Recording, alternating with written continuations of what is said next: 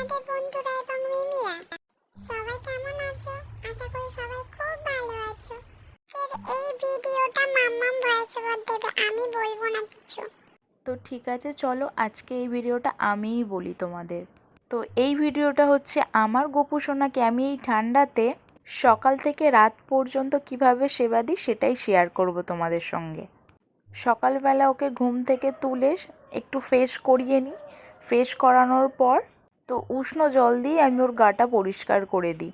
তারপর এবার ও ঠান্ডার জন্য আমি ওকে ভালো করে ঠান্ডার পোশাক পরিয়ে দিই, যাতে সকালের দিকটাও ঠান্ডাটা ওর লেগে না যায়। তারপর দেখো ওকে কত সুন্দরভাবে রেডি করিয়ে দিই। রেডি করিয়ে সিংহাসনে বসিয়ে দিই। আর সকালের ভোগটা নিবেদন করি। সকালে আমি সব সময় একই খাবার দিই না, আমি নানা রকম খাবার দিই। তো আজকে দিয়েছিলাম দুধ আর বিস্কিট। তো ওকে স্নান করাবার জন্য আমি ভালো করে রেডি করিয়ে নেব। জামা টামা খুলিয়ে দিলাম, দিয়ে একটু বসালাম। ও খেলছিল। তারপর যে জায়গাটায় ওকে স্নান করাবো ভালো করে রেডি করে নিলাম।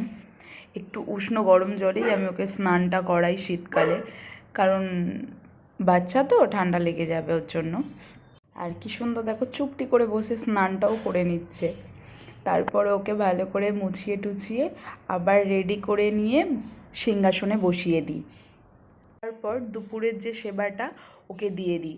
প্রতিদিন নানা রকমের খাবার দিই, আর আমি অন্নভোগও দিই, কিন্তু আজকে আমি সন্দেশ দিয়েছিলাম খেতে। আর হ্যাঁ, ও তো বাচ্চা মানুষ, ওর জন্য আমি ওকে আগে নিজের হাতে একটু খাইয়ে দিই, তারপরে ওকে বলে দিই যে পাপা তুমি খেয়ে নিও। ও খেয়ে নেয়। এরপর ইভিনিং রুটিন, সন্ধ্যাবেলায় আমাকে কিভাবে সেবা দেয়। সন্ধ্যাবেলায় ধূপ দেখিয়ে প্রদীপ দেখিয়ে আরতি করে পর রাতের খাবারটাও ওকে আমি দিয়ে দিই। এরপর ও খেয়ে নেওয়ার পর এই প্রসাদগুলো আমি আবার সবাইকে দিয়ে দিই।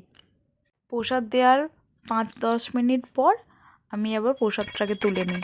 আর হ্যাঁ, প্রসাদ নিবেদন করার পর অবশ্যই ঘন্টা বাজানো দরকার, কারণ ঘন্টাটা বাজালে বুঝতে পারে গোপু সোনা যে ওকে প্রসাদ খাবার দেওয়া হয়েছে।